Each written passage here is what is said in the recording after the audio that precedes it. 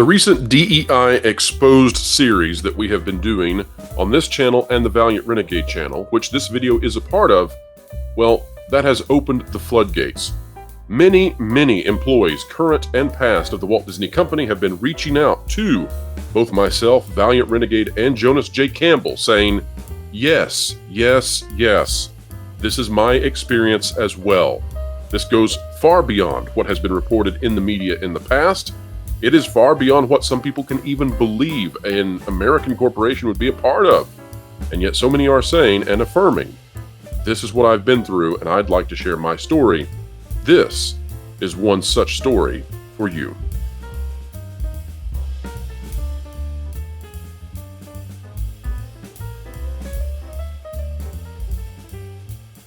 All right, folks, welcome back to another beautiful day.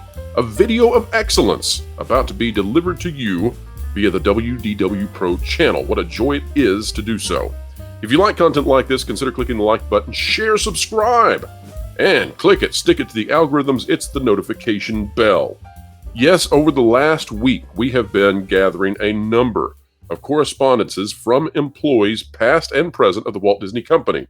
Now, part of the difficulty in receiving this sort of information is, of course, we have to work very hard and diligently to corroborate the information that's coming to us. And so this takes time.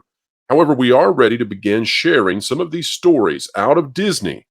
And we hope, folks, that you will take them to heart. The company needs to get its act together. And to the best of our knowledge, the company has not made changes to policy in these regards. It is continuing forward. Yes, they fired their chief diversity officer, Ton Newton, who seems to have been the architect behind much of this. But as long as her policies remain in place, the Walt Disney Company will be bereft of moderates and conservatives, and definitely of their voice should they still remain in the company. We've seen in the past that the Walt Disney Company is probably comprised, based on political donations, of something upwards of 80% people who identify with one political party. We'll let you assume which party that is, and, well, you'll probably be right. This channel is not a political channel. We are not here to take on political issues. However, where that intersects with entertainment, we must cover it. And as you all know, Disney has been very dedicated to taking policy positions that would drive away a significant portion of society from having any desire to participate in their workforce. Now, there are some dangers with that. The dangers go deep down into the philosophical and into the psychological levels of what happens within a society when you eradicate viewpoints. So quickly, here's the rundown of this. When people identify as being on the left, that is not only some sort of logical conclusion they reach of their own accord, but it's also probably highly associated with their character traits, with their personality traits. And so someone who is more liberal is probably also more open, more creative, etc. And these individuals, they are very good at identifying places where change is needed. Then on the right side, people who identify on the right tend to be more dedicated to tradition. These people are very good at discovering what works and what should remain. They preserve that which is important for the functionings of society or a corporation. The problem is that when you remove either side, you pull out a key piece of making the engine continue working. If you pull out the people on the liberal side, then you will stifle creativity and you run the risk that your company continues to do only the things that your company has ever done. This also can be scaled up, folks, to all of society. And if you pull out all the people on the right, well, you're left with a company that is just changing, and loses its identity because it's so radically interested in escaping the bounds of what it once was. And in doing so, it ceases to be what made it great in the first place. Now, that used to be well known and well understood, but we're in a cultural moment now where society is pulling apart at the seams, and the middle is ripping as a result. The sides of this, which again, probably comes down largely to personality traits, and again, largely probably comes down to sexual differences even, that's what we're witnessing. This is turning into a full-blown sexual political war, a battle of the sexes, which is now a battle politico, and that is playing out in a practical way across our society and our corporations. And Disney is undergoing that same situation. Disney has taken a side, and as a result, those who are on the other side within the company, if they even remain, they feel disenfranchised significantly. Here is a letter from one such viewer of the channel and of the Valiant Renegade channel who has reached out to us to share their experience at the Disney company. The letter says this: Dear Pro, I came across your channel and Valiant Renegade not long ago and wanted to commend you for your excellent reporting on Disney and the industry in general. I'm a 20-plus year veteran of Disney and can confirm pretty much everything you're reporting. The issues with this company are extremely disappointing for those of us who have been with the company for decades. Every day I watch the stock drop, frown, and wonder how or if this could ever be fixed. I was actually in the WDW college program in we won't say when, and had a great time and really admired the company. However, even back then, I knew that something was off with the parks in Orlando. I was propositioned numerous times, we won't say by who here. It seemed like there was a rampant, this rhymes with brooming, folks, problem back then, and I can only imagine what it's like now. The activist lobby wields much power within the company, unfortunately. When I started on a different segment, we'll say, folks, in a different part of the country in the early 2000s, things seemed pretty normal, although I knew that Hollywood was that gives it away a little bit. Hollywood was a very liberal place, and if you had differing views, it was best to just keep them to yourself. Then the events of 2020 happened. At that point, the full-blown nut job agenda became very much in your face kind of thing. People were putting political statements on their email signatures, lots of emails from the company on how to cope. The company suddenly turned into a political operation.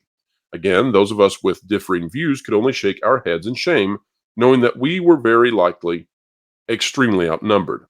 This is when all of the DEI initiatives rolled out, and we were all told that your bonus, etc., would be tied to sufficient adherence to these policies. I can't say that I've been affected by this, but it might be because I work in a relatively small department with little turnover. I refuse to participate in this nonsense. I've had to come to accept that I will never advance in the company because of my age, my sex, and my skin color. I did not know that ad sales was even pressuring sponsors to bow down to their social agenda. That is even more insane. The pandemic took things to a whole new level.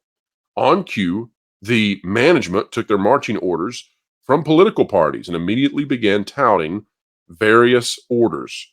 Disney was now reaching into personal lives of their employees in a very new, odd, and, according to this person writing the email, a likely illegal way. Granted, Disney wasn't the only big corporation to do this, but the level of disrespect and sheer chutzpah that HR started wielding around was truly jarring. Those of us not willing to comply were enemy number one. As a work-at-home employee since that fateful day in March 2020, I was perfectly fine and productive doing the job.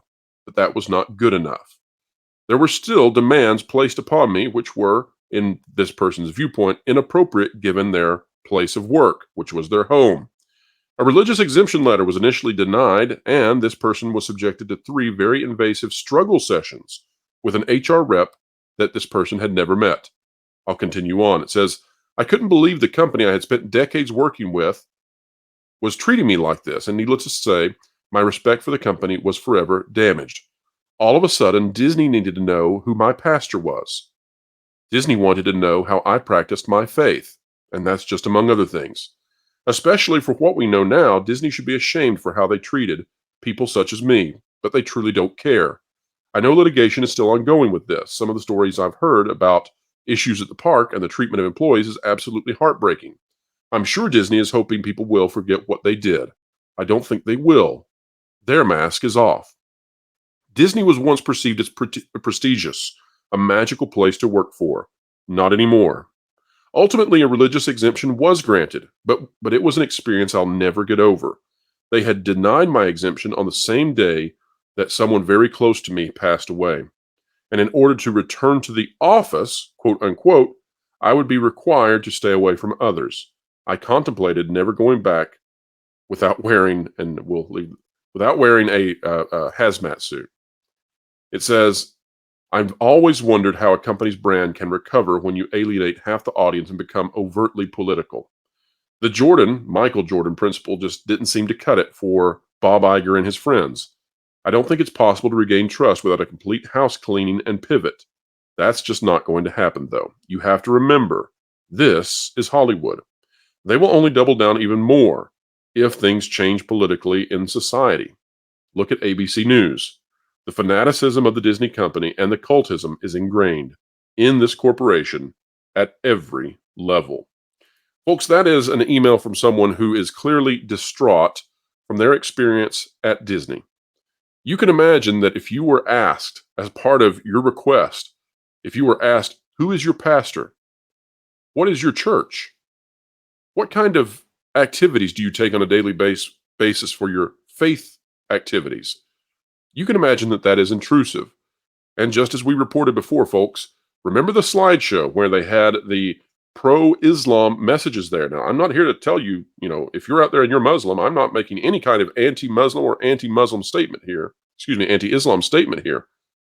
What I'm saying is there's a differentiation between the presentation of that religion within the Disney company for whatever reason, and we don't presume to know why, and this other side where this person is attending a Christian church and is being required to explain themselves. That's odd. That's weird. That's strange. And there doesn't seem to be any situation that I can come up with in the world where in the Western society that should happen. That's a no-go for me and for Disney. Hopefully Disney gets the message because they went where they should not, and they continue to do so. So the message here, folks, continues to be that, yes, others inside the Disney company have been experiencing this. We've also heard from some others that they did not. And folks, we're here to tell you that that probably comes down to who was your manager and did they shield you from this kind of stuff enough that it did not cross your desk? Yes, you got the emails if you worked inside Disney, but you may have been able to ignore them depending on where you worked and who you worked for. For others, it was not so fun. For others, especially if they espoused different political viewpoints from the company proper, it was downright hostile, and that's a sad place to be. Mickey Mouse should be for everybody. Mickey Mouse is a happy fellow. He doesn't seem to push the boundaries, or at least he didn't in the past. I think he was the everyman that Walt wanted to create. The everyman and the every lady, they're not having a good time with Disney anymore, and that's perhaps why we've seen the box office tumble that we have, the loss in subscribers that we've seen in sequential quarters. Disney needs to get this turned around, and a good place to start would be more moderate, more thoughtful, more down the middle of the road when it comes to their DEI program. Folks, that's a wrap for our conversation today. We wanted to bring out that, yes, we are getting employees who are bringing this to us and confirming what we've reported. More, much more, is on the way in the coming weeks.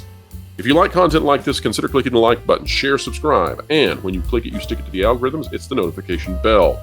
Drop a comment down below. We covet your comments. We care about what you think, and we would love to know what it is that you have in your mind right now. Did we do well? Did we do poorly? Let us know. Wherever you are and whatever you're doing, keep learning, keep growing, and keep having fun. Oh. What are you doing? Well, you see, I wanted to get some inside scoops on Disney and their, different corporations, if you know what I mean. So I figured by looking into this fistbowl and sucking it randomly with my own energy that I pay for, you paid for, I could do the whole experience where you can be a master and spy on your targets. You're an idiot. If you want to get the inside scoop on Disney, or even other media organizations, you should check out thatparkplace.com and subscribe to WDW Pro's YouTube channel. That'd be way easier, more accurate, and, less dumb. Are you saying I won't get accurate information this way? No, you can't. Who'd have thunk?